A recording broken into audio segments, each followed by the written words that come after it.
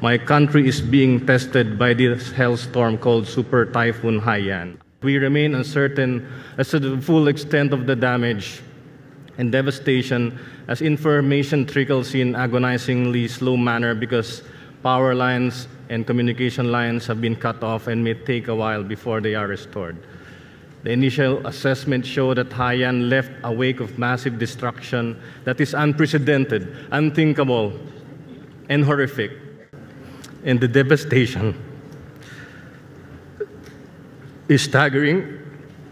I struggle to find words even for the images that we see on the news coverage. And I struggle to find words to describe how I feel about the losses. Up to this hour, I agonize, waiting for word to the fate of my very own relatives.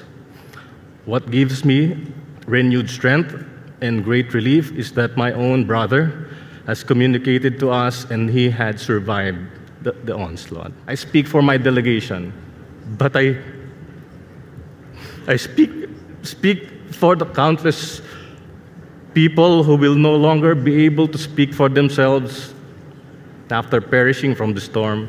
I speak also for those who have been orphaned by the storm. I speak for those the people now raising its time to save survivors and alleviate the suffering of the people affected.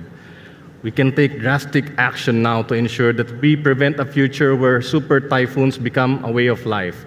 Can we ever attain the ultimate objective of the Convention, which is to prevent dangerous anthropogenic interference with the climate system? We cannot solve climate change when we seek to spew more emissions. In solidarity with my countrymen who are struggling to find food back home, and with my brother who has not had food for the last 3 days, with all due respect, Mr. President, and I mean no disrespect for your kind hospitality, I will now commence a voluntary fasting for the climate. This means I will voluntarily refrain from eating food during this COP until a meaningful outcome is in sight, until concrete pledges have been made to ensure mobilization of resources for the Green Climate Fund. We cannot afford a fourth COP with an empty GCF, until the promise of the operationalization of a loss and damage mechanism has been fulfilled, until there is assurance on finance for adaptation, until we see real ambition on climate action in accordance with the principles we have so upheld. Mr. President, this process has been called a farce. It has been called an annual carbon-intensive gathering of useless frequent flyers. It has also been called saving tomorrow today.